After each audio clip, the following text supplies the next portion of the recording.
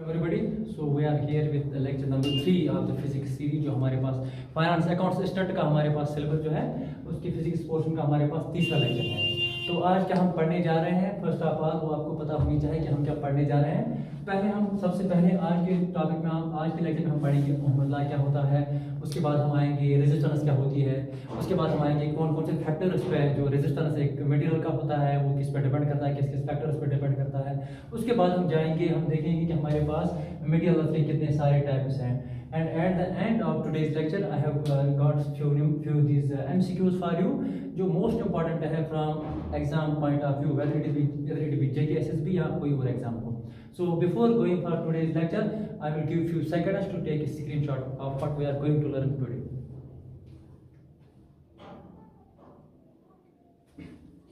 So when you are done taking the screenshot of today's lecture, first of all, ohm's law very very important from exam point of view. Ohm's law हमें क्या बताता है और यहाँ से question आने के कहाँ से ज़्यादा चांसेस बन सकते हैं हमारे पास। ओहम्स लॉ क्या बताता है हमें, ये बताता है हमें कि current flowing through a conductor is directly proportional to the voltage applied across Indus.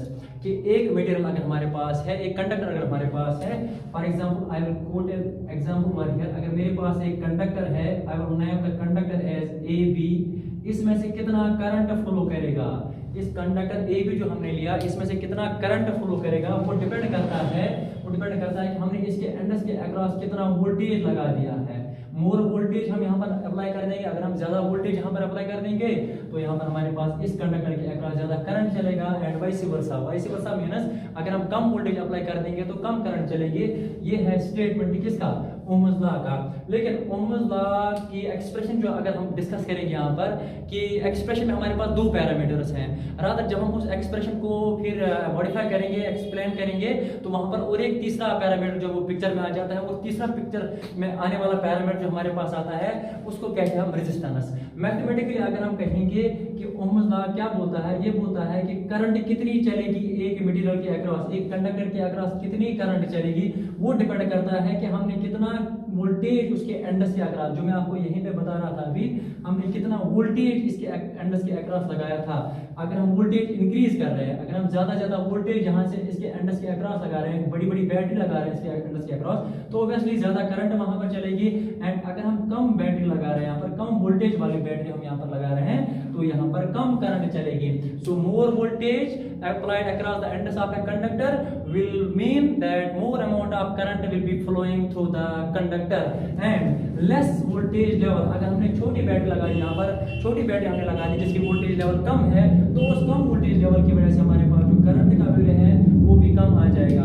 उसके बाद हम ऐसा कह सकते हैं कि current flowing is directly proportional to the voltage applied across the ends of this conductor, या हम ये कह सकते हैं V is directly proportional to I, और we can say that I is directly proportional to V। Okay then उसके बाद जो हम चीज जानना चाहते हैं यहाँ पर, जो हमारे एग्जाम पॉइंट ऑफ व्यू से बहुत ही इंपॉर्टेंट है वो ये कि अगर हमारे पास वोल्टेज भी है, अगर हमारे पास करंट है, तो हमारे पास और एक चीज है and that thing is called as the resistance of the material. Very important from exam point of view, that thing is called as resistance of the material. अब आपको पता होनी चाहिए कि रेजिस्टेंस क्या चीज होती है और ये कैसे एक मटेरियल में जन्म पाती है। देखो भाई, रेजिस्टेंस जो हमारे पास होती है विल टेक एनी मटेरियल, जो भी चीज हमारे पास है, फॉर एग्जांपल हमारे पास ये मटेरियल एक है, वी नो दैट, मैंने आपको पहले लेक्चर में आपको बताया था कि हमारे पास जो भी चीजें होती है उनमें हमारे पास इलेक्ट्रॉन्स होते हैं, प्रोटॉन्स होते हैं, न्यूट्रॉन्स होते हैं हमारे पास। और उसके बाद मैंने आपको ये बताया था कि इलेक्ट्रॉन जो होता है वो कभी रेस्ट में नहीं होता है, वो हमेशा किस में होता है, मोशन में होता है। और मैंने आपको ये भी बताया था कि हमारे पास जो बाहर शेल्स वाले इलेक्ट्रॉन्स होते हैं, जस्ट लाइक दिस, मैं आपको रिमाइंड कर दूंगा थोड़ा बहुत, ये बाहर वाले शेल्स में हमारे पास जो इलेक्ट्रॉन्स होते हैं, इन इलेक्ट्रॉन्स को हम नाम देते हैं वैलेंस इलेक्ट्रॉन्स। और यही वैलेंस इलेक्ट्रॉन्स हमारे पास रेडीली अवेलेबल हो जाते हैं जब हमको थोड़ी सी एनर्जी देते हैं equal to the ionization energy, तब ये बाहर आ जाते हैं हमारे पास। और इन्हीं इलेक्ट्रॉन्स का हम नाम देते हैं यहाँ पर फ्री इलेक्ट्रॉन्स। अब हमारे पास यहाँ पर बहुत सारे फ्री इलेक्ट्रॉन्स हैं which are located inside a material। और आपको मैंने बताया था कि हमारे पास जो इलेक्ट्रॉन है वो कभी रेस्ट में नहीं होता है। और यहाँ पर जो इलेक्ट्रॉन्स की मैं बात कर रहा हूँ, they are free electrons. So we can say that if anybody is free, अगर कोई चीज यहाँ पर फ्री हमारे पास है, that can move in any of the directions available to it। For example ये वाला इलेक्ट्रॉन इस वाले डायरेक्शन में घूम सकता है, या पीछे जा सकता है, ये यहाँ ऊपर जा सकता है, नीचे जा सकता है, ड्यूरिंग तक आगे जा सकता है, इधर पीछे जा सकता है, ऊपर जा सकता है और नीचे जा सकता है। Since all of these electrons are in motion, so there are the chances कि ये वाला इलेक्ट्रॉन जो मैंने यहाँ पर नोटिस किया, यहाँ पर हाईलाइट किया, यहाँ पर ये वाला electron, it can collide with this electron or it can collide with this very electron, and during the course of this collision between these adjacent electrons, वहाँ पर क्या हो सकता है, वहाँ पर एनर्जी ट्रांसफर हो सकती है। एनर्जी कैसे ट्रांसफर होगी? बिकॉज वी नो दैट अगर हमारे पास दो चीजें हैं, फॉर एग्जांपल हमारे पास ये दो चीजें हैं, if they are going to collide against one another, so the body having, let us suppose this body is having higher energy as compared to these bodies, तो क्या होगा, एनर्जी जो हायर बॉडी से वो ट्रांसफर हो जाएगी lower body तक। Same is the case with this electron, we will assume कि इस इलेक्ट्रॉन के पास ज्यादा एनर्जी है और यही इसके अगेंस्ट कोलाइड कर रहा है यहाँ पर, सो एनर्जी यहाँ से ट्रांसफर हो जाएगा, इससे दूसरे इलेक्ट्रॉन के ट्रांसफर हो जाएगा, फिर next in this way energy पहुंचेगा from one end to the last end. This is the way how current flows through a material. अब मैं क्या करना चाहूंगा यहाँ पर, I will take this material, जो मैंने यहाँ पर अभी आपको समझाया, यही मटेरियल मैं यहाँ पर लेता हूँ। इसमें हमारे पास होंगे free electrons, they are always in a state of continuous rapid and zigzag motion. Yes, point to be noted, the free electron जो यहाँ पर मैंने आपको दिखाए, they are always in a state of constant random and zigzag motion. तो वहाँ पर क्या करेंगे, वो कोलिजन करेंगे एक दूसरे के बीच, तो उसकी वजह से हमारे पास जो है उनकी दो पैरामीटर्स ट्रांसफर हो सकते हैं। एक चीज है हायर एनर्जी से लेकर लोअर एनर्जी तक ट्रांसफर हो सकता है, दूसरा इनका जो मोमेंटम है, that is the product of mass of the electron multiplied by the velocity of the electron, जिस वेलोसिटी से घूम रहा है, यहाँ एनर्जी ट्रांसफर हो सकती है, यहाँ इलेक्ट्रॉन्स का जो मोमेंटम है वो ट्रांसफर हो सकता है। अब यहाँ पर आ जाइए आप, यहाँ पर मैं बता रहा हूँ आपको, हमारे पास एक फ्री इलेक्ट्रॉन है, ये कंटिन्यूअसली रैपिड मोशन में है। Now what we are going to do, we are going to connect a source of battery, source of EMF across the ends of this material. You know that battery जो हमारे पास होता है उसके हमारे पास दो टर्मिनल्स होते हैं। अगर बैटरी के पास बैटरी हमारे पास जो है उसके दो टर्मिनल्स हैं, so we can say that एक हमारे पास है पॉजिटिव टर्मिनल, दूसरा हमारे पास है नेगेटिव टर्मिनल। अब क्या करेगा, बैटरी जब सप्लाई करंट करेगा supply in the form of electron, जो इलेक्ट्रॉन यहाँ से निकलेगा। अब यहाँ पर जो बात है, अब यहाँ से इलेक्ट्रॉन आ रहा है, लेकिन यहाँ से अंदर से इसके पास जो अपने इलेक्ट्रॉन्स है वो भी वहां पर प्रेजेंट है और वो भी मोशन में है। यहाँ से इलेक्ट्रॉन भी आ रहा है, अब इलेक्ट्रॉन जो है, ये वाले इलेक्ट्रॉन जो बैटरी ने सप्लाई कर दिए, इनको यहाँ से पास हो जाना है, तब तो करंट चलेगी ना यहाँ से। जब इलेक्ट्रॉन यहाँ से आ जाएगा, इसमें घुसेगा, तो ये वाला इलेक्ट्रॉन इन इलेक्ट्रॉन के साथ कोलाइड करेगा, और कोलाइड करने की वजह से इसकी जो एनर्जी है वो थोड़ी कम पड़ जाएगी, that will be lost and ultimately that will B gained. जब यहाँ पर इनके साथ एक कोलिजन करेगा, तो ये कोलिजन के दौरान इसको थोड़ा बहुत वो अपने आप को बचा के निकलना होगा, वी कैन से लाइक इसको अपने आप को बचा के निकलना पड़ेगा, एंड बिकॉज ऑफ दैट बचा के निकलना, वी कैन से दैट इसको कोई ना कोई अपोजिशन तो वहां से फेस करनी पड़ती है ना, उसी अपोजिशन का हम नाम देते हैं resistance. So we can say that resistance is the property of a material by virtue of which, अगर कोई भी इलेक्ट्रॉन यहाँ से पास होना चाहता है, तो उसको यहाँ से जो इलेक्ट्रॉन हमारे पास रैंडम मोशन में है, उनका अपोजिशन फेस करना है, and that opposition is called as the resistance, that opposition is called as the resistance. और यहाँ पर मैंने आपको अभी बताया था, जो तीसरा पैरामीटर हमारे पास था, that was called as the resistance. और अब हमारे पास जो ओम्स लॉ है, that is now in the beautiful form V equal to RI। यहाँ कभी आपने किताबों पे देखा होगा, ये लिखा होता है V इक्वल टू IR, या मैंने यहाँ पर लिखा है V equal to RI, where V stands for the voltage जो हमने लगा दिया है इस कंडक्टर के अक्रॉस, और R जो है, R हो गई इस कंडक्टर की जो रेजिस्टेंस, और I हो गया कितना करंट इस कंडक्टर से होके निकल रहा है। So we have from exam point of view, this form is a very important part. Voltage का ये भी पूछा जा सकता है, what is the SI unit of voltage, ये मैंने आपको लास्ट लेक्चर में भी बताया था, SI unit of voltage is volt. Then we have the current, we have the choice like the current, तो करंट का जो यूनिट हमारे पास है दैट इज एम्पीयर, ये भी मैंने आपको बताया है। लेकिन जो नई चीज आज हमें सीखने को मिल रही है वो ये कि what is can be the SI unit of resistance, and very important, note it down that the SI unit of current, sorry, this resistance is ohm, SI unit of resistance is ohm, SI unit of voltage is volt, and SI unit of current is ampere. Okay, fine. When we are done with this, अब हम आगे चलेंगे थोड़े बहुत, उसके बाद हम कहाँ पे पहुंचे, रेजिस्टेंस में आपको भी यहाँ पर समझा रहा था कि रेजिस्टेंस का क्या योगदान रहता है करंट को जब पास करता है करंट एक कंडक्टर में से, उसके बाद इसका SI यूनिट भी मैंने आपको बताया। नाउ वी विल सी कि कौन कौन से पैरामीटर्स हैं एक कंडक्टर में जिन पे रेजिस्टेंस डिपेंड करता है। But before going for that, from exam point of view, देखिए एसएसबी ने ये पूछा था 2015 और 16, I am not sure about exact year. तो reciprocal of resistance is means opposite resistance का अपोजिट। यहाँ पर मैं आपको बता रहा था अभी कि करंट को, इलेक्ट्रॉन को यहाँ पर अपोजिशन मिल रही है, तो अपोजिशन मिल रही है, उसी को हम नाम देते हैं रेजिस्टेंस। लेकिन अगर ऐसा कुछ मसला है, कोई ऐसा इशू है यहाँ पर हमारे पास कि करंट को अब रेजिस्टेंस नहीं मिल रही, नहीं अपोजिशन नहीं मिल रही है, तो करंट को एक फेवर मिल रहा है, that favour we call as the conductance. Very important from exam point of view, reciprocal of resistance is conductance. तो यहाँ पर जब हमारे पास है V R I, यहाँ पर हम करंट का वैल्यू निकाल सकते हैं, I will be equal to V upon R, तो यहाँ पर आपके सामने है। उसके बाद कौन कौन से पैरामीटर्स पर जो रेजिस्टेंस है वो डिपेंड करता है। हमारे पास बहुत सारे पैरामीटर्स हैं जिन पर एक कंडक्टर जो है उसका जो रेजिस्टेंस है वो डिपेंड करता है। Point number 1 is very important point, that is length of the material, length of the material और लेंथ ऑफ द कंडक्टर। दूसरा हमारे पास है area of the cross section. अब मैं I will take the first point कि ये length of the material पे कैसे डिपेंड करता है। देखो भाई, हमारे पास यहाँ पर एक मटेरियल था, यहाँ पर हमारे पास मटेरियल था, it has got some definite number of these free electrons. तो यहाँ पर मैं एक मटेरियल लूंगा, इसका नाम रखूंगा मैं AB। बात को समझना भाई, हमारे पास दूसरा मटेरियल है, उसका नाम रखूंगा मैं CD। साइड दैट ये दोनों मटेरियल जो है एक ही मटेरियल के मैंने दो हिस्से लिए, दो डिफरेंट लेंथ्स मैंने लिए। एक की जो लेंथ है यहाँ पे दैट इज L1 एंड दूसरे की जो लेंथ है दैट इज L2। ओब्वियसली यहाँ पर आप देख सकते हो, तो यहाँ पर इसकी जो लेंथ है वो ज्यादा है और यहाँ पर जो इसकी लेंथ है वो कम है, मोर लेंथ। और यहाँ पर आप खुद देख रहे होंगे तो इसमें ज्यादा फ्री इलेक्ट्रॉन्स है, यहाँ पर इसकी लेंथ है तो इसमें कम इलेक्ट्रॉन्स है।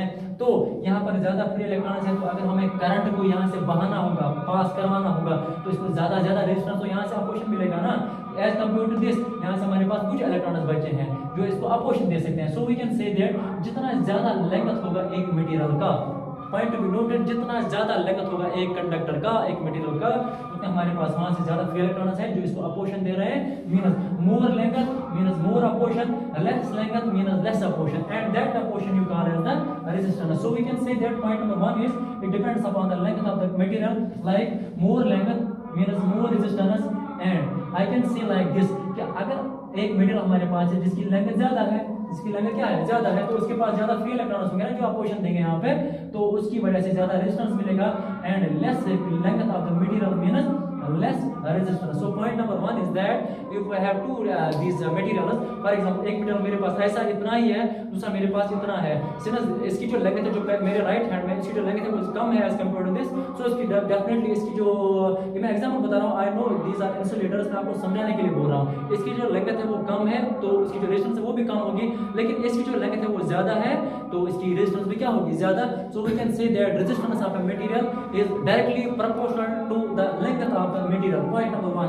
Point number 2 is that it is dependent on the area of cross section. पहले आपको मैं बताऊंगा कि एरिया ऑफ क्रॉस सेक्शन क्या होता है। फॉर एग्जांपल मेरे हाथ में ये अभी मार्कर का पेन है, तो यहाँ पर जो इसका ये क्रॉस सेक्शन है, यहाँ पर इसका जब हम एरिया निकालेंगे वी कैन से दैट इसका जो मोटापन है, rather to be more precise I can say that इसका जो मोटापन है उसी को हम बोलते हैं एरिया ऑफ क्रॉस सेक्शन। अब आपको कैसे समझ आएगा कि करंट का क्या रोल है, कि how it depends upon the area of cross section. I will quote an example. हमारे पास दो वाटर पाइप्स हैं, यहाँ पर मैंने बनाया है, हमारे पास दो वाटर पाइप्स हैं।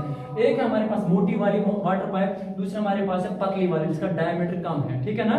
तो अगर हम दोनों में से पानी को बहाना चाहेंगे तो ज्यादा पानी इजीली किस में से बहेगा, obviously definitely answer is this, जिसका डायमीटर ज्यादा होगा। तो now relate this amount of, अगर इसका डायमीटर ज्यादा है तो ऑब्वियसली इसमें करंट ज्यादा बहेगा ना। अब ज्यादा करंट को आप रिलेट करो, सॉरी ज्यादा पानी इसमें बहेगा, I am sorry I will repeat once again. अगर इसका डायमीटर ज्यादा है तो इसमें ज्यादा पानी भी बहेगा ना, इसका डायमीटर कम है इसमें पानी भी कम बहेगा ना। Now relate this amount of water flowing through these pipes as the current flowing in these materials. इसका एरिया ऑफ क्रॉस सेक्शन ज्यादा था ना, इस वाली पाइप का एरिया ऑफ क्रॉस सेक्शन क्या था ज्यादा, तो इसमें पानी क्या ज्यादा था, पानी जा रहा था ना ज्यादा, पानी जा रहा था ज्यादा। लेकिन पानी को अगर हम रिलेट करेंगे किसके साथ, if I am going to relate water with what current, तो ज्यादा पानी निकल रहा है, मेरा ज्यादा करंट वहां से चल रहा है, लेकिन इसका एरिया ऑफ क्रॉस सेक्शन भी क्या है ज्यादा। लेकिन वहां से हमें पता है कि वो करंट उस पाथ को प्रेफर करती है, this is the point, current उस पाथ को प्रेफर करती है जिसकी रेजिस्टेंस क्या होती है कम। लेकिन यहाँ पर हमारे पास जो करंट है वो ज्यादा हो रही है ना, करंट, क्योंकि इसका डायमीटर इन क्रॉस सेक्शन ज्यादा है, तो इसमें से जब पानी ज्यादा बहेगा, अगर हम उस पानी को रिलेट करेंगे करंट के साथ, I am repeating once again, तो इसमें ज्यादा करंट निकलेगा। अगर ज्यादा करंट निकलेगा, यहाँ पर भी आप एक्सप्लेन कर सकते हो, खुद समझ सकते हो, अगर करंट इंक्रीज हो रहा है तो रेजिस्टेंस को क्या हो जाएगा, डिक्रीज। ऑब्वियसली अगर ये करंट डिक्रीज हो रहा है तो रेजिस्टेंस को क्या हो जाएगा, इंक्रीज हो जाएगा। नाउ इन दिस केस, इसमें डायमीटर हमारे पास कम है तो इसमें कम पानी जाएगा ना, उस कम पानी को आप रिलेट करो कम करंट के साथ, मींस हमारे पास जो करंट है वो करंट कम है। करंट कब कम आएगा, जब इसकी रेजिस्टेंस क्या होगी, zero, sorry this current resistance is increasing, that means we can say that there is a sort of inverse relationship between the area of cross section of a material and it is resistance, ठीक है ना। तो resistance जो हमारे पास यहाँ पर inversely proportional है एरिया ऑफ क्रॉस सेक्शन, यहाँ पर हमारे पास it is directly proportional length of the material. तो यहाँ पर आप नोट कर सकते हैं resistance is directly proportional to length of the material, and यहाँ पर आप नोट कर सकते हैं resistance is inversely proportional to area of cross section, means more length means more resistance, more area of cross section means less resistance and vice versa. And one more thing, hope ये आप सबको समझ आया होगा अच्छे से। अब थोड़ी बहुत जानकारी जो है दैट इज वेरी इंपॉर्टेंट, अगर एग्जाम की पॉइंट की बात करेंगे, ये यहाँ पर भी बताना जरूरी समझता हूँ कि हमारे पास मटेरियल्स होते हैं तीन तरह के, हमारे पास 4-5 के तरह के होते हैं, लेकिन तीन तरह के आप याद रखना, ज्यादा से ज्यादा इसी में से आ सकता है। हमारे पास कंडक्टर एक टाइप का मटेरियल होता है, दूसरा हमारे पास इंसुलेटर होता है हमारे पास, तीसरा हमारे पास होता है सेमीकंडक्टर का। लेकिन यहाँ से क्वेश्चन आने के बहुत ही कम चांसेस है, क्वेश्चन आने के चांसेस सबसे ज्यादा यहाँ पे, यहाँ से पूछ सकते हैं, यहाँ से पूछ सकते हैं। क्वेश्चन ऐसा पूछ सकता है कि कंडक्टर, इनमें से कौन कौन सा कंडक्टर है, इनमें से कौन कौन सा इंसुलेटर है। अगर मैं कंडक्टर की बात करूंगा, कंडक्टर हमारे पास वो मटेरियल होता है which allows the flow of current to pass through easily। For example मेरे पास है कॉपर है, मेरे पास आयरन है, मेरे पास ये सारे जिसमें से करंट आराम से चलती है ना, तो इसी को बोलते हैं हम कंडक्टर। इसका उल्टा, अगर कंडक्टर का नाम मैंने बोला कि कंडक्टर वो मटेरियल होता है जिसमें हमारे पास ज्यादा आराम से करंट जो है चलती है। उसके बाद इसका उल्टा अगर मैं करूंगा, यहाँ पर ज्यादा करंट नहीं चलती है, तो that will be called as insulators. For example मेरे पास इसका एग्जांपल है रबर आएगा मेरे पास, फॉर एग्जांपल मेरे पास आएगा ड्राईवुड आएगा मेरे पास। So these are the examples of insulators and conductor में हमारे पास करंट आराम से चलता है। Okay, now we are done with today's lecture. Now I have few MCQs at the end of today's lecture. MCQ number 1 goes like this. Charge on an electron is, option A is 1.6 into 10 raised power minus 19 coulomb, option B is minus 1.6 into 10 raised power minus 19 coulomb, option C is minus 1.6 into 10 raised power minus 9 coulomb, and option D is minus 1.6 into 10 raised power minus 29 coulomb। मैंने आपको बताया था कि charge on an electron जो हमेशा होता है, charge हमेशा होता है हमारे पास minus 1.6 into 10 raised power minus 19 coulomb, so this is the correct answer।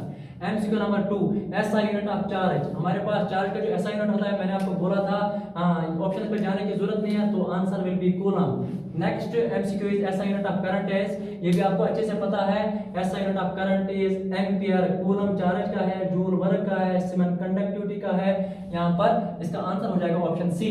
तीसरा चौथा इंपॉर्टेंट MCQ जो हमारे पास, if length of conductor is increase it is resistance.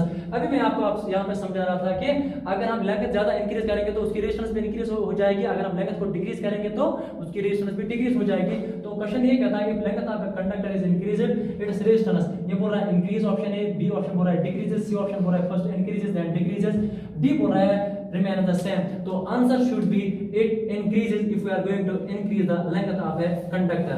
option this MCQ number last of the day is SI unit of resistance is, ये यहाँ पर मैंने आपको अभी बताया था कि SI unit of resistance जो है that is the famous ohm।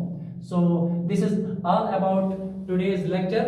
hopefully I will see you in next lecture। till then take care, bye bye।